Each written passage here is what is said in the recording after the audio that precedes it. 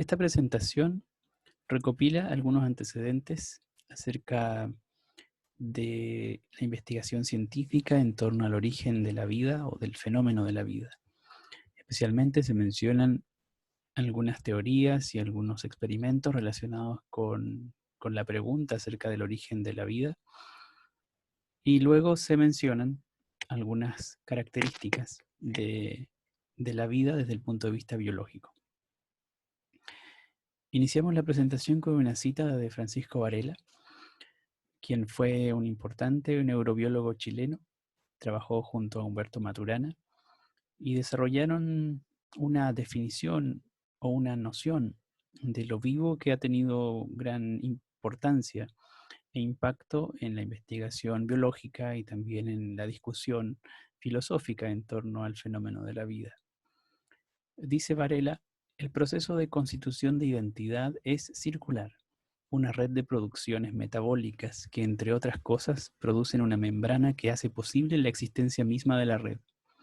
El término autopoiesis designa esta organización mínima de lo vivo. Autopoiesis es un concepto técnico en esta cita que ha tenido amplio desarrollo desde que fue formulado originalmente por estos autores. Y básicamente sintetiza justamente la idea de que la vida consiste en la autoproducción de una entidad o de una identidad. Justamente de lo que está rescatando esta cita es que lo que hace constitutivo a la vida es esta capacidad para autoproducirse o para autogenerarse. Por eso habla de una red de producciones metabólicas. Lo metabólico, recuerden ustedes que hace referencia a los procesos de transformación químicos y de producción de sustancias, en este caso a nivel de una red de procesos que están ocurriendo al interior de una membrana, en este caso, digamos, una célula. Y ese conjunto de producciones metabólicas es lo que por una parte genera la membrana y la mantiene, y al mismo tiempo permite que ocurran otros procesos en su interior, generando o gatillando una historia, una identidad que tiene historia. Eso es lo que conocemos desde el punto de vista de la autopoiesis como el fenómeno de la vida, en su mínima expresión. Es importante tener presente que la discusión que se desarrolla en esta presentación está asociada directa e indirectamente con algún objetivo curricular de educación básica. Por supuesto, para hacer enseñanza de estas nociones es necesario recurrir a un proceso de transposición didáctica. No obstante, es importante de todos modos profundizar en las nociones más técnicas, en este caso biológicas, para alcanzar una comprensión coherente de los procesos desde el punto de vista científico. Bueno, las preguntas acerca del origen de la vida tienen una larga data, ¿no? Los primeros antecedentes remiten a Aristóteles, quien sabemos que en la antigüedad recopiló una gran cantidad de conocimiento de distintas áreas, y de su legado lo que hemos recibido es eh, digamos, la hipótesis o la idea de que el origen de la vida estaba asociada a procesos de descomposición, a un proceso, digamos, espontáneo, a partir de cierta materia prima muy elemental. Por ejemplo, Aristóteles pensaba que los organismos vivos podían surgir del barro, del lodo o de materias en descomposición. Esta idea de la emergencia espontánea de la vida es una idea que perdura durante muchos siglos y que se mantuvo vigente a lo largo de muchas generaciones. Una versión más cercana de la idea del origen espontáneo de la vida se encuentra en el trabajo de Jan van Helmont, ya en el siglo XVI, quien incluso llegó a proponer algunas recetas para generar animales, animales, digamos, complejos y eh, completos a partir de mm, restos de materia orgánica o de suciedad, por ejemplo. Las ideas de Van Helmont de alguna manera son una actualización, una propuesta reversionada de la misma teoría del origen espontáneo de la vida. Un estudio propiamente científico en torno a esta idea es desarrollado de manera bastante, eh, digamos, relevante desde el punto de vista histórico por Francisco Redi. Redi pone a prueba de alguna manera experimentalmente la idea de que la vida se puede desarrollar de manera espontánea. Y lo hace con un montaje o diseño experimental bastante simple que le permite de alguna manera refutar la idea de la generación espontánea. Vemos en este diseño experimental que lo que hace Francesco Redi es disponer en 3 tipos de frascos materia orgánica en descomposición, digamos, o abierta al ambiente en principio. Y lo ponen en 3 condiciones: un frasco abierto al ambiente, un frasco cubierto con una gasa delgada en su tapa y otro frasco cubierto con una lámina de pergamino, que ustedes saben puede ser sellada con, por ejemplo, esperma de vela. Luego de que observa los restos de materia orgánica en el interior del frasco durante un tiempo, Reddy reconoce eh, resultados diversos en cada uno de estos frascos. En el frasco abierto observa, por ejemplo, la presencia de moscas que, que se acercan y entran en contacto con la materia orgánica. Algo semejante observa también en el frasco que está cubierto con gasa, pero en este caso la gasa impide el contacto de las moscas el, los restos orgánicos. Mientras que en el caso del frasco con pergamino no aprecia la presencia de moscas. Y tiempo después, lo que observa Reddy es la presencia de gusanos en el material orgánico, en un caso la ausencia de gusano en el material orgánico, pero sí su presencia en la tapa de gasa en el otro caso, y en el caso del frasco con pergamino no observa la aparición de gusanos. Esto le lleva a concluir entonces a Reddy que los gusanos tuvieron que estar, el origen de los gusanos tiene que estar de alguna manera vinculado a la presencia de las moscas. Desde este punto de vista, entonces, como es que en el caso de la muestra cubierta con pergamino, es decir, aislada del ambiente, no se observa la aparición de gusanos, Reddy básicamente concluye que no es efectivo, no es correcto decir que los gusanos aparecen espontáneamente a partir de la materia en descomposición. Ellos tuvieron que provenir en este caso, de otro ser vivo como son las moscas. Así es que lo que hace Reddy es refutar hasta cierto punto la idea de la generación espontánea de la vida. Sin embargo, lo hace específicamente en relación a organismos visibles a simple vista, como son los gusanos. Contemporáneo a Francesco Reddy vive Anton van Leeuwenhoek, quien está trabajando en el desarrollo de un microscopio que es capaz de aumentar el tamaño de objetos pequeños más de 200 veces. Leeuwenhoek, con este pequeño artefacto, de alguna manera provocó una revolución en el conocimiento biológico, porque hasta antes de disponer de microscopios, los investigadores, los filósofos naturales, los científicos de la época, no tenían acceso al mundo microscópico, no tenían noción de la existencia de un mundo microscópico y solamente descansaban en fenómenos y seres observables. Digamos, su investigación descansaba en esos objetos. Sin embargo, el descubrimiento o el uso de microscopio alteró significativamente los alcances de la investigación. Y de alguna manera también abrió otro espacio, otra oportunidad para la duda, para la pregunta en torno al origen de la vida. Porque si Francesco Redi había refutado la idea de la generación espontánea de los gusanos, esto no refutaba la idea de la generación espontánea de lo que vamos a identificar como microorganismos a partir de la invención del microscopio. Todos aquellos organismos que no son visibles a simple vista, pero que se pueden reconocer bajo la ampliación de un microscopio.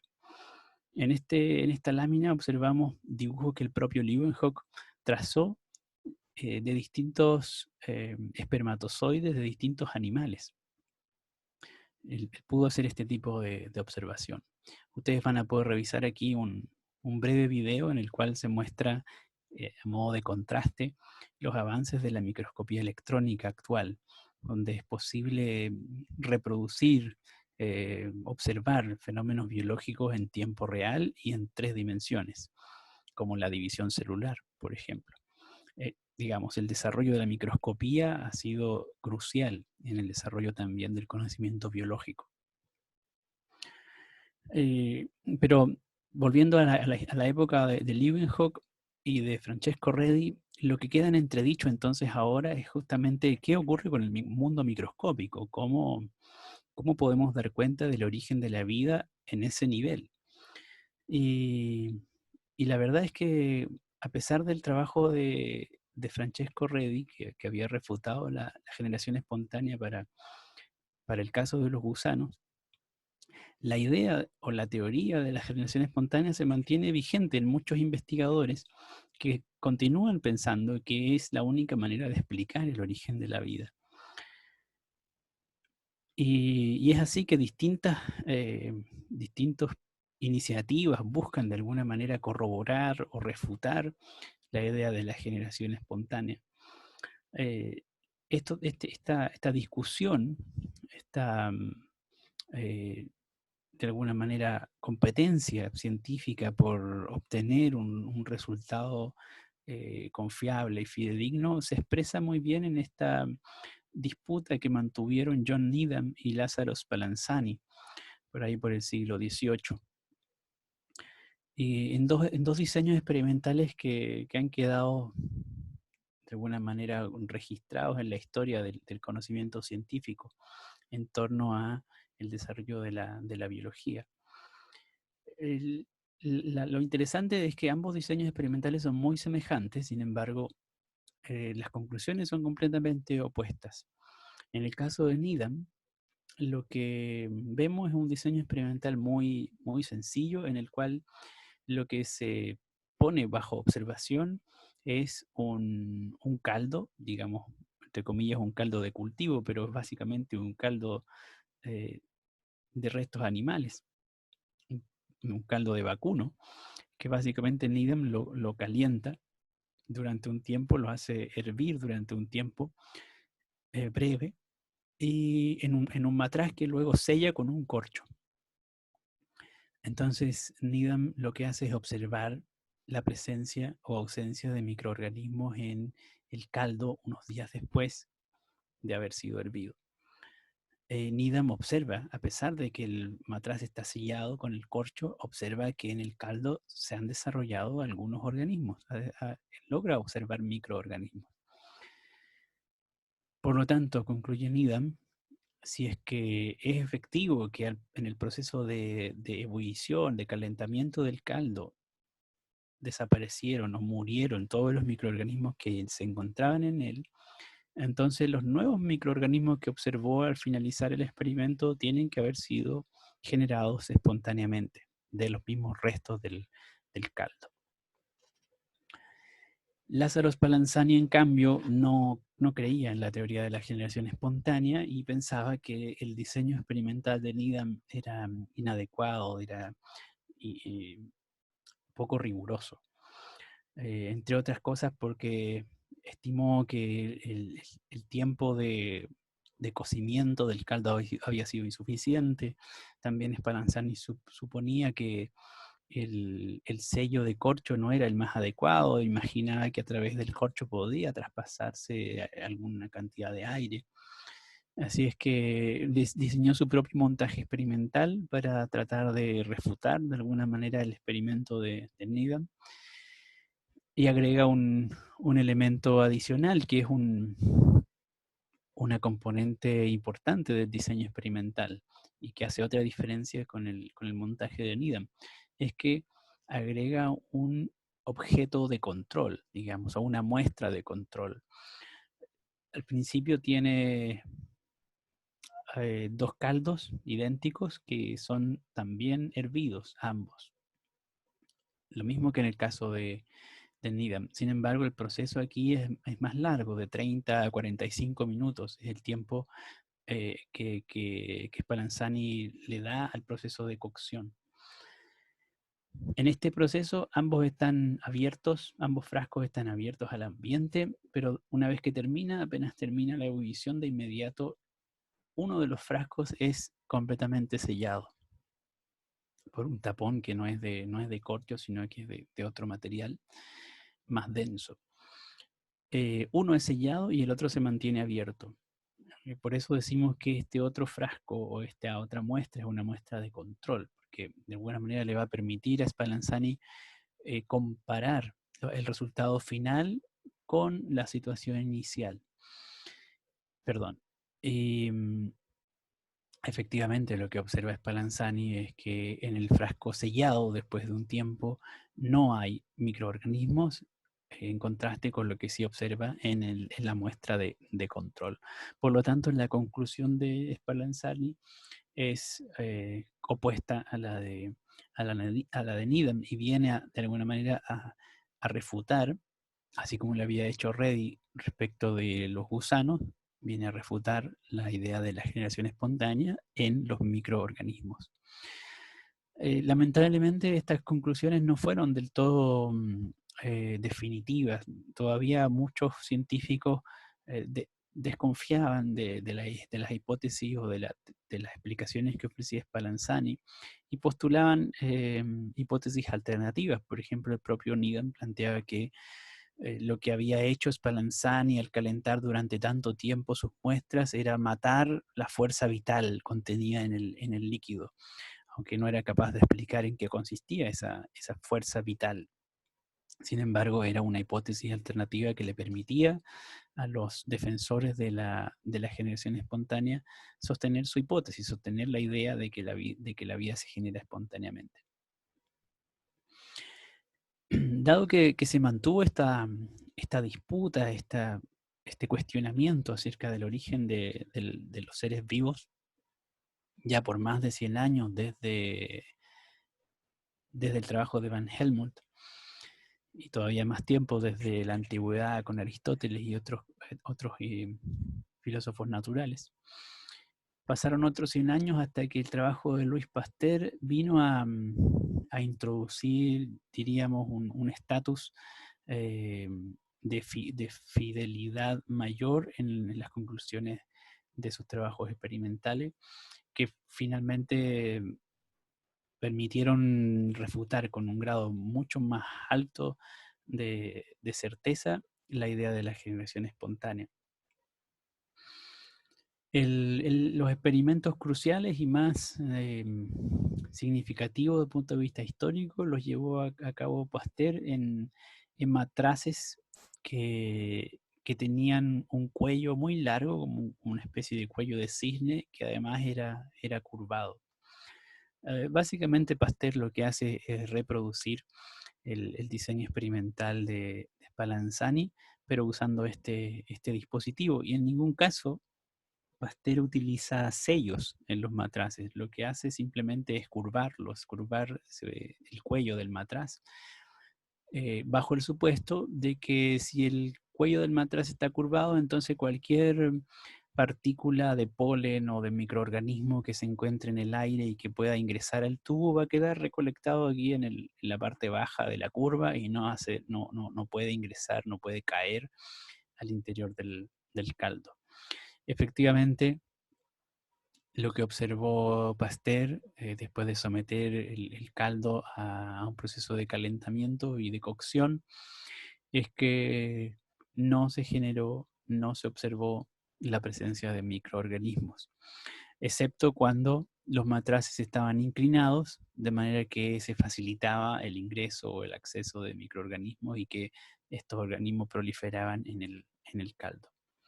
Hoy en día todavía es posible observar los matraces originales de Pasteur que están expuestos en museos y en los cuales todavía se mantiene el caldo sin la presencia de microorganismos, es decir, sin un proceso de descomposición.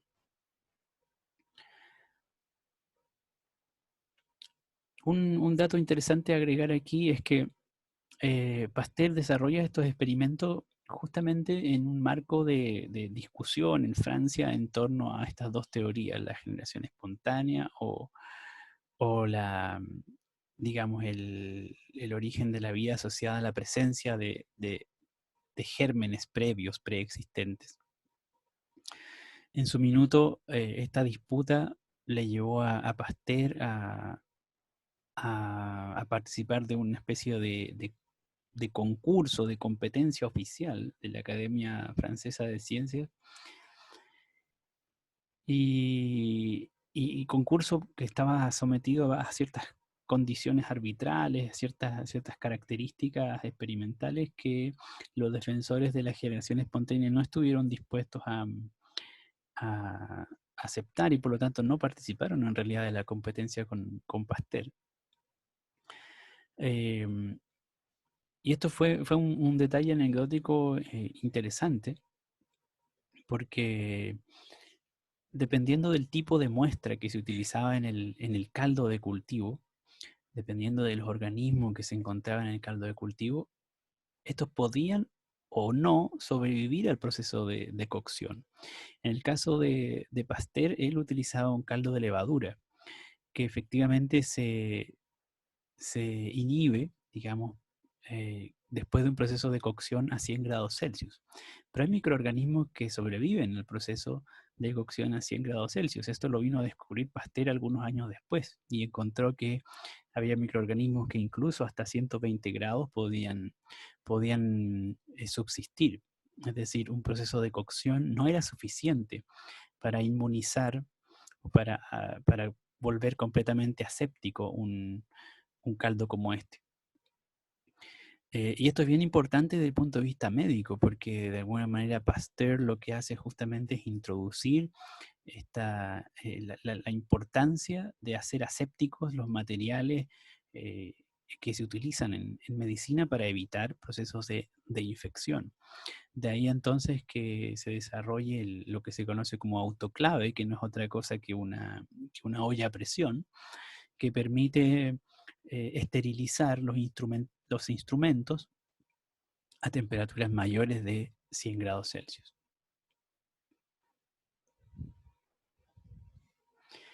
Bueno, el desarrollo en torno al origen de la vida con Pasteur alcanzó un punto, un hito significativo, un hito muy, muy relevante, que de alguna manera venía a corroborar la idea de que la vida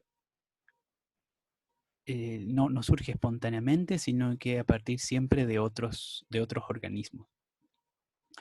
Y esta conclusión la podíamos generalizar tanto para organismos complejos, macroscópicos, como para organismos microscópicos. No obstante, persistía la duda, o persiste la duda en ese momento, de cuál es el origen entonces de estos primeros organismos microscópicos. Entonces, cuando se plantean esas dudas, en la época de Pasteur todavía no estaban disponibles algunas herramientas teóricas y empíricas para poder dar una respuesta más completa. El desarrollo de esas herramientas conceptuales y empíricas está asociado a lo que conocemos como la teoría celular. Por lo tanto, hay que hacer una breve revisión del desarrollo de la teoría celular para entender cómo encajan estos experimentos en torno al origen de la vida con la noción actual del fenómeno de la vida que ofrece justamente la teoría celular en el marco de la biología.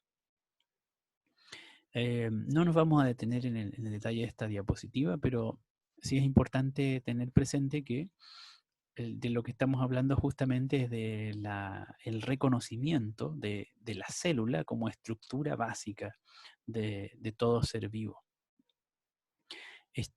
La primera observación de la célula la realizó Robert Hooke, básicamente en una muestra de corcho, y ya vimos que Leeuwenhoek había observado células vivas, por ejemplo, cuando observó los espermatozoides de distintos animales. Luego, bueno, se observaron células en muestras vegetales, por ejemplo, y en 1839 se produce una síntesis bien importante en el desarrollo de la biología.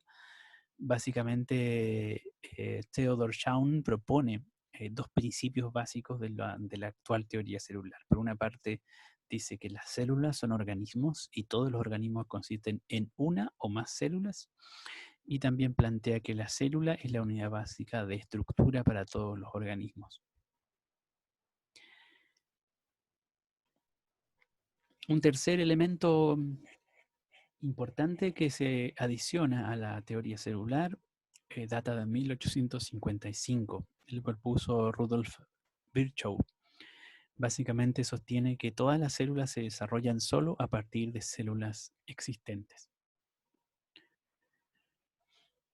Bueno, esto básicamente nos ofrece justamente un aparataje conceptual, un aparataje teórico mucho más completo para interpretar el fenómeno de la vida y para también de alguna manera formularse preguntas al respecto y para interpretar sus posibles respuestas.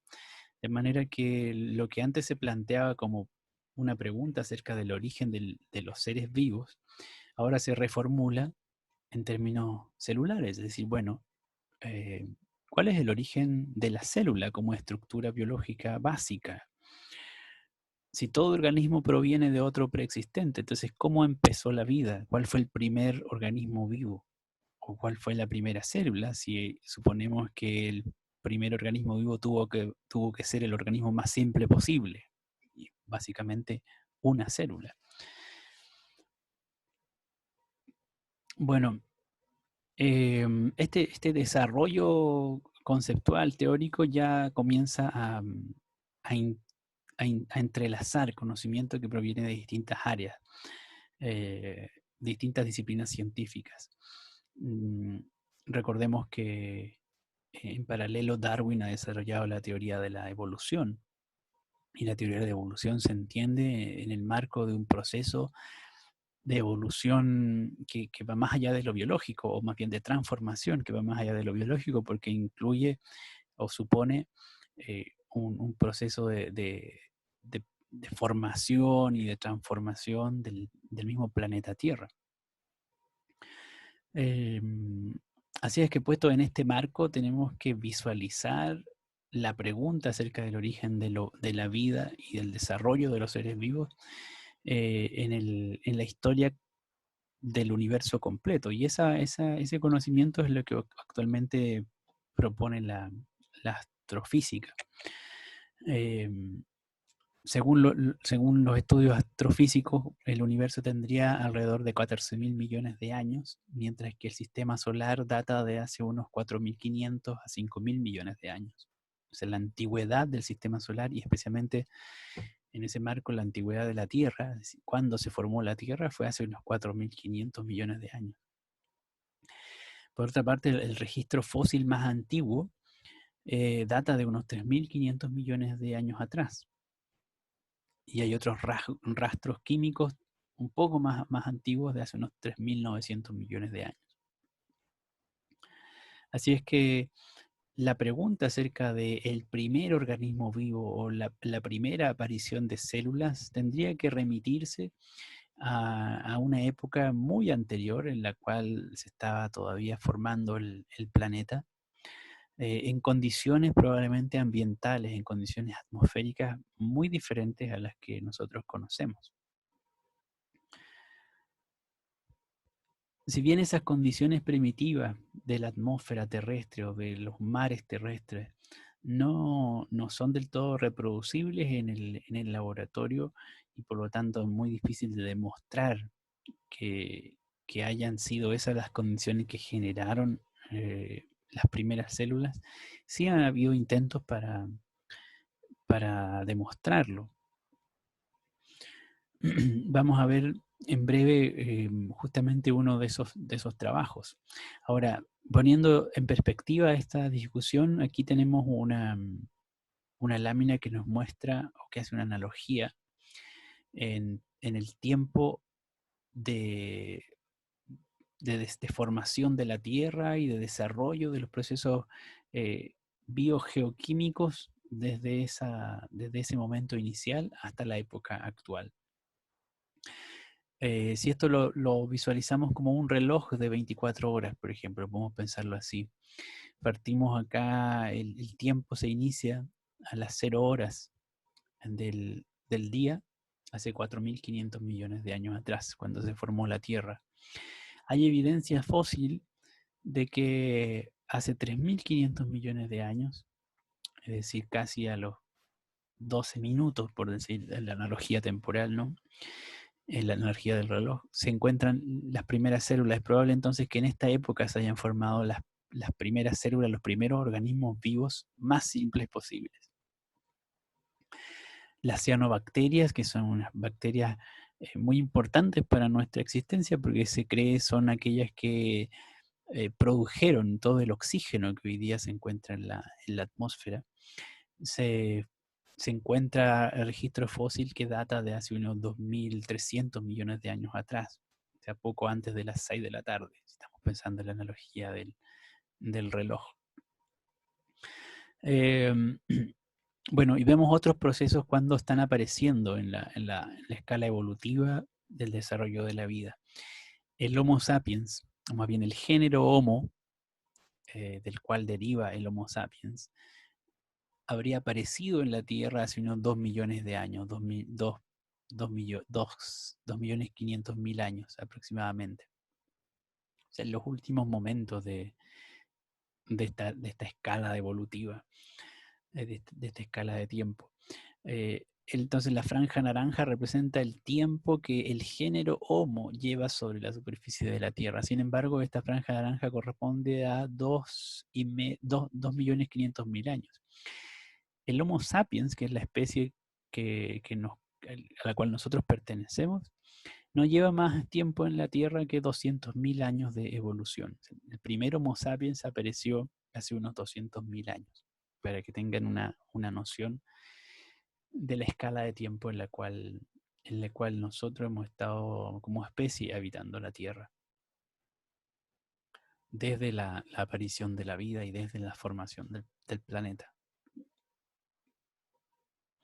Solo en comparación, recuerden que los dinosaurios poblaron la superficie del planeta durante 200 millones de años. Bueno, ¿cuáles eran las condiciones que se supone podía presentar la atmósfera primitiva? Algunas componentes eh, importantes o que se cree necesarios para gatillar la formación de moléculas orgánicas es la presencia de algunos alcoholes en la atmósfera, como formaldehídos, posiblemente algunos azúcares que se podrían encontrar en los lagos o en los océanos, y también probablemente asociado a las erupciones volcánicas, al bombardeo por meteoritos sobre la superficie de la Tierra, una atmósfera rica en nitrógeno, en oxígeno hasta cierto punto, en amonio, cianógeno, cianuro, perdón, que son moléculas de carbono y nitrógeno fundamentalmente. Y son las moléculas que se utilizan o que aparecen luego en la formación de eh, las bases nitrogenadas, las nucleobases. Básicamente moléculas complejas que involucran nitrógeno y otros átomos, y que van a ser la base de los ácidos nucleicos, que vamos a encontrar luego en los núcleos celulares. El ácido ribonucleico, el ácido desoxirribonucleico. Digamos, sin esas piezas claves no era posible llegar a la formación de estas estructuras más complejas que hoy día conocemos como células. Suponiendo entonces que efectivamente las moléculas orgánicas se originaron a partir de esta atmósfera primitiva, Oparin y Haldane en 1920 hicieron un desarrollo, una propuesta teórica en este sentido.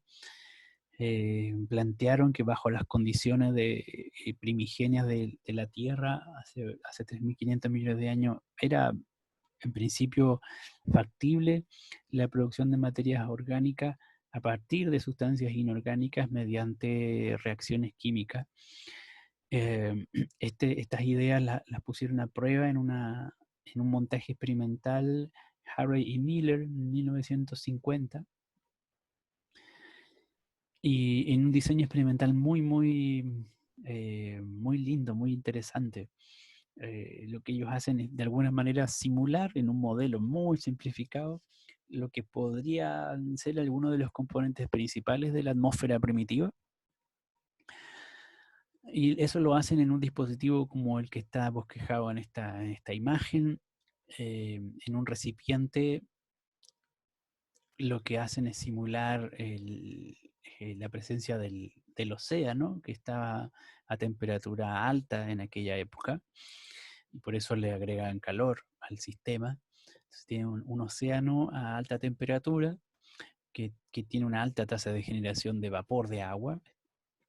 Este vapor circula por este tubo e ingresa a este otro recipiente en el cual lo que hay básicamente son distintos tipos de gases, de distintos compuestos químicos, especialmente amonio, metano, dióxido de carbono, nitrógeno e hidrógeno.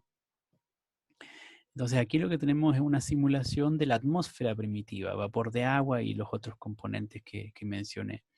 Y en este recipiente agregan los investigadores descargas eléctricas, que bien podrían simular la presencia de rayos, por ejemplo, entre las nubes o en tormentas eléctricas.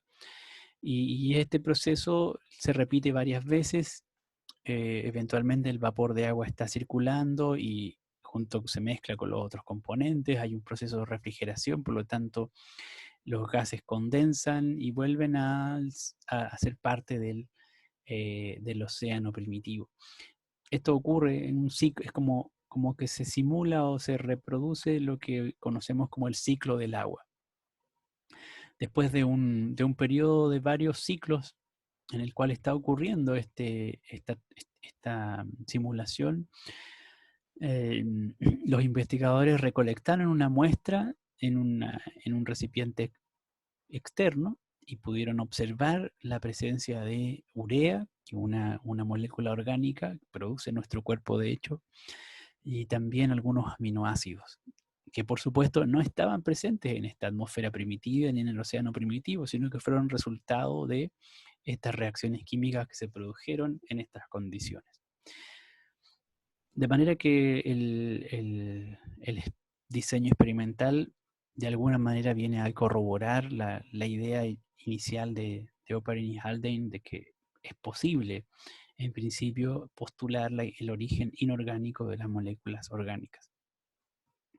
Por supuesto, hacer el traspaso o el proceso de desarrollo o de evolución desde moléculas orgánicas como las que mencionaba, como la urea o como algunos aminoácidos, a la formación de células, todavía hay un salto muy grande de complejidad y probablemente de tiempo que no es posible o no ha sido posible reproducir.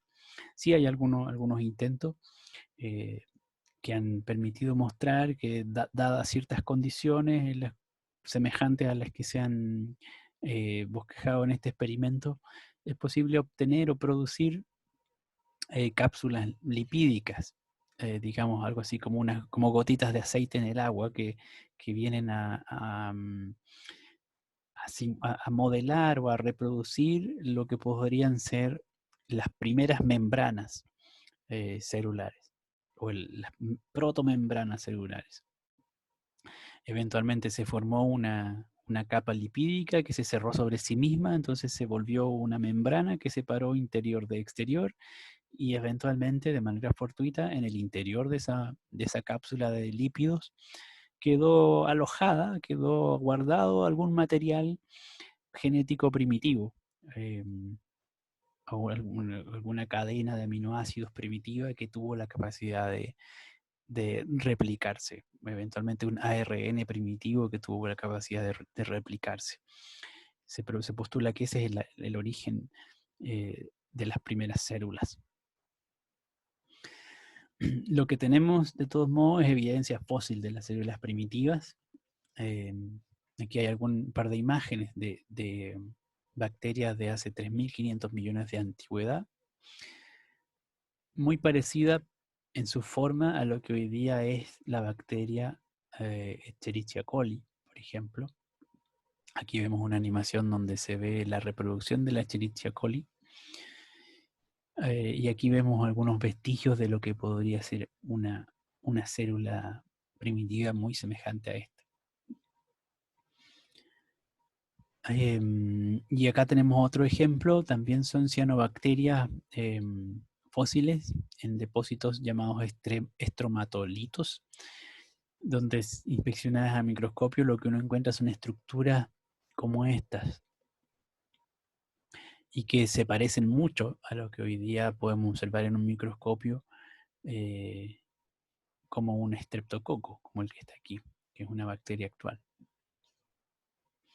Ambas evidencias provienen de muestras que datan de hace 3.500 millones de años atrás. Bueno, eventualmente ese relato, hasta ahí el relato nos indica cuál podría ser el origen de la vida, o cuál es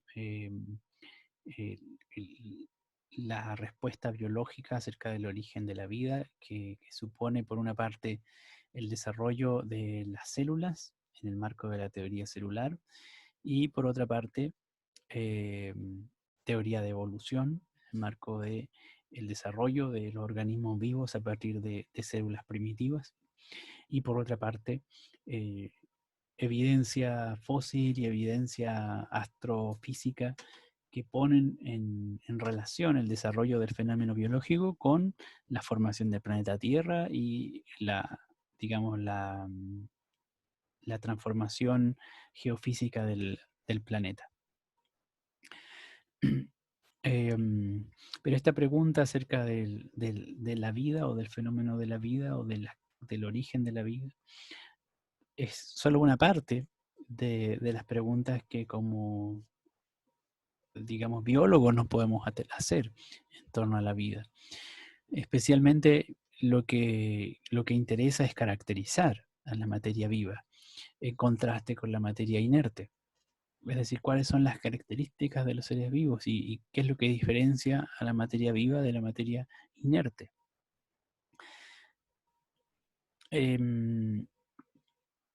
Bueno, aquí hay que tener en consideración una distinción sutil, o no una distinción, más bien una advertencia tal vez sutil, pero que va a estar presente, o que está presente en la teoría biológica en general, en el conocimiento biológico. Y es que en general en biología se hace uso no se hace uso de la palabra vida, más bien para referirse a los seres vivos, sino que se habla de organismos o se habla derechamente de seres vivos. Y en general el consenso científico apunta a que los seres vivos o los organismos tienen ciertas capacidades, ciertas cualidades, tales como nacer, crecer, metabolizar, responder a estímulos externos, reproducirse, que los hacen ser tales, los hacen ser organismos o los hacen ser seres vivos. La palabra vida como tal, o el fenómeno de la vida, resulta una palabra muy amplia, muy compleja y que tiene connotaciones también filosóficas, por lo tanto se suele evitar en el desarrollo del conocimiento científico, más bien en la descripción científica de los fenómenos. Aunque podemos incorporar otros procesos, diríamos que hay tres procesos basales compartidos por todos los seres vivos, entendiendo tanto organismos unicelulares como multicelulares o pluricelulares. Básicamente los procesos de relación con otros seres vivos o con el medio ambiente, los procesos de nutrición en el cual se incorpora material orgánico e inorgánico a los propios organismos, y el proceso o los procesos de reproducción que consisten en la producción de nuevos organismos a partir de otros preexistentes. De manera que si quisiéramos definir o expresar criterios para distinguir seres vivos de materia inerte, podríamos apelar a estas tres ideas, a estos tres procesos. Un criterio nos dice que los seres vivos mantienen una relación con el ambiente y con otros seres vivos, mantienen procesos de nutrición y mantienen procesos de reproducción. Si no están presentes estos procesos, alguno de estos tres procesos, entonces diríamos que estamos ante materia no viva. Hay distintas perspectivas, distintos enfoques, distintas bases teóricas para poder describir cada uno de estos procesos. Un enfoque especialmente interesante, a lo mejor diríamos productivo y profundo, para entender, por ejemplo, el proceso de nutrición, es el de la perspectiva termodinámica. La termodinámica es una teoría física que básicamente describe procesos de transferencia y de transformación de energía, de transformación de la materia y de transferencia de energía. Y una de las digamos, eh, conclusiones más relevantes de la termodinámica es que en general el universo tiende a un proceso permanente de desorden, desorden en un sentido físico. Eso significa que la materia se está siempre separando y homogenizando. Un ejemplo concreto para entender la idea básica de la termodinámica, que es la segunda ley de la termodinámica, es el de un vaso de vidrio que se quiebra. Digamos, el proceso físico habitual o natural que va a ocurrir es que este vaso de vidrio, mientras lo sostengamos, por supuesto, mientras lo utilicemos de manera normal, va a mantener su estructura. Sin embargo, si es que a nosotros se nos cae el vaso de vidrio, este vaso se va a quebrar en muchos pedacitos, muchas partes. Y eso es inevitable, es decir, el vaso se quiebra y nunca más podemos volver a obtener el vaso inicial. Nunca observamos de manera natural, de manera espontánea, nunca observamos en el universo que los pedacitos de vidrio se reconstruyan a sí mismos para formar el vaso. Sin embargo, sí observamos de manera natural el proceso inverso, que el vaso se quiebra y se compone en pedacitos. Entonces, en general, si uno extrapola esta idea, esta imagen del universo, los procesos físicos se parecen al vaso que se quiebra. El proceso físico, digamos, natural, espontáneo, es aquel en el cual la materia tiende al desorden, a estar distribuida homogéneamente. En cambio, los seres vivos se caracterizan por algo justamente opuesto, es decir, lo que hacemos los seres vivos cuando, por ejemplo, nos nutrimos es tomar materia que está más o menos desordenada, distribuida de distinta manera en el universo, y la incorporamos en nuestro organismo, y dentro de nuestro organismo esa materia adopta ciertas funciones, se hace parte de nuestra orgánica a nivel celular. Entonces, de alguna manera, nuestra capacidad biológica nos permite hacer el proceso inverso a la física, es decir, nos permite ordenar o hacer que permanezcamos ordenados. En cierta manera, la nutrición es ese proceso, nos permite adquirir energía eh, para, y esa energía que la obtenemos de un universo que está más o menos, entre comillas, desordenándose, la utilizamos para permanecer ordenados, permanecer funcionando. Ordenado en el sentido de que tenemos estructuras que cumplen ciertas funciones de manera estable y esas estructuras realizan ciertos procesos que permiten obtener ciertos productos de manera estable. En ese sentido, hay un proceso termodinámico inverso, o que parece inverso, digamos. Porque finalmente, si volvemos a la analogía del vaso, nosotros como seres humanos, por ejemplo, podemos volver a fabricar un vaso. Aunque se haya quebrado el vaso, lo podemos volver a fabricar. La naturaleza no lo puede hacer espontáneamente, pero nosotros sí lo podemos hacer. Lo que tendríamos que hacer es fundir el vidrio nuevamente, volverlo líquido y luego volver a darle forma al vidrio líquido para que adopte la forma de un vaso a través de un molde, por ejemplo. ¿Cómo se fabrican los vasos de vidrio? Eh, En ese sentido, claro, nosotros estaríamos de nuevo tomando el desorden del universo y ordenándolo para volver a ser un vaso. Eh, Aun cuando parece ser que nosotros, como organismos vivos, como seres vivos, operamos violando la ley de la termodinámica, según la cual todo debiera siempre desordenarse, en realidad no estamos incumpliendo la norma, porque para poder volver a fabricar el vaso tenemos que desordenar muchas otras cosas más. Eh, para poder volver a construir un vaso que se quebró, tenemos que fundirlo, por ejemplo. Para fundirlo tenemos que calentarlo. Para calentarlo, por ejemplo, tenemos que quemar combustible. Y el quemar combustible es un proceso de desordenar el universo, un proceso que tiene que ver con la generación de desorden. Y así sucesivamente. Al final, si uno hace la raya para la suma, siempre desordenamos más de lo que ordenamos, en el sentido termodinámico. Bueno, como hay distintas perspectivas, distintas visiones en torno a los distintos procesos que constituyen o que caracterizan a los seres vivos, entonces también podemos ofrecer de alguna manera distintas definiciones de lo que constituye, de lo que significa ser vivo. En estas diapositivas se consignan básicamente tres posiciones: una visión termodinámica que proviene de la física, que hace énfasis justamente en esta capacidad de generar orden a partir de orden o a partir de desorden. Generar orden a partir de orden cuando hablamos de la replicación o de la reproducción, si ustedes quieren.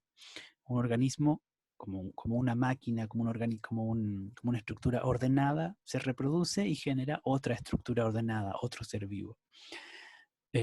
Pero como les explicaba, en el caso de la nutrición, eh, generamos parte de nuestro propio organismo al desarrollar nuevas células, el proceso de crecimiento también, por ejemplo, a partir de la nutrición, y ese proceso no es otra cosa que obtener energía y materia desordenada que proviene del universo para incorporarla y ordenarla en el funcionamiento interno del organismo. Esa sería una descripción termodinámica del ser vivo. Volviendo al autor que mencionaba al principio, el término autopoiesis es en sí misma un concepto que viene a definir justamente en qué consiste un ser vivo. La metáfora que usan estos autores es la de una máquina autopoiética, es decir, una máquina organizada de tal manera que genera ciertos procesos y esos procesos le permiten producir algunos componentes. Resulta que esos componentes lo que hacen es justamente generar al propio ser vivo o mantener los procesos de esa propia máquina autopoiética. Entonces, un sistema autopoiético es aquel que es capaz de producirse a sí mismo. Eso puede ser entendido como un sinónimo de un ser vivo. Un ser vivo es un sistema autopoyético que es capaz de producirse a sí mismo. Finalmente, otra visión, por supuesto, son todas complementarias hasta cierto punto. En este caso, una visión más biológica. La visión de Maturana y Varela, si bien también, por supuesto, proviene de la biología, tiene componentes sistémicos que no estaban presentes en las otras definiciones. En el caso de esta última visión, el énfasis está en los procesos elementales que están asociados a ciertas funciones básicas de la vida, como son la nutrición, la relación y la reproducción.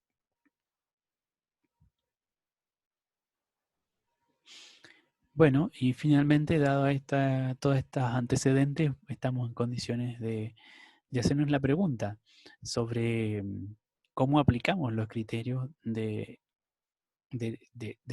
caracterización o de definición de la vida en frente a algunos casos más complejos o más límite. Hoy día estamos justamente enfrentando una condición excepcional de crisis, producto de lo que se ha conocido como SARS-CoV-2, es decir, un virus del tipo coronavirus, no por otra razón, digamos, que se llama coronavirus básicamente por la forma con la cual se observa en un microscopio, y es un coronavirus que gatilla o que genera una enfermedad en los humanos, conocido como síndrome agudo respiratorio grave. Eh,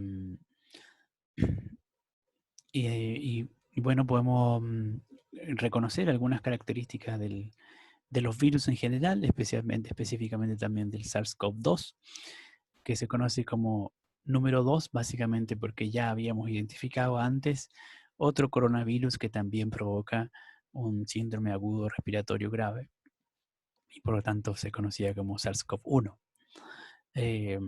¿Está vivo o no está vivo el virus? Es una pregunta que los biólogos todavía formulan, eh, y por lo tanto hay espacio aún para debatir en torno a los criterios de la vida y de lo no vivo. Con esto cerramos la presentación. Vean el video, que es muy interesante, muy ilustrativo.